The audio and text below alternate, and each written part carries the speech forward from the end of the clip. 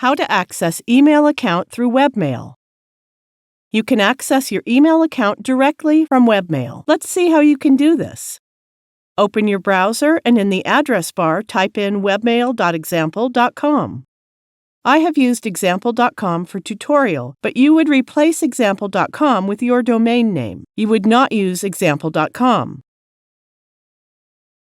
It brings you on the Webmail sign-in page. Now enter the full email address and then password.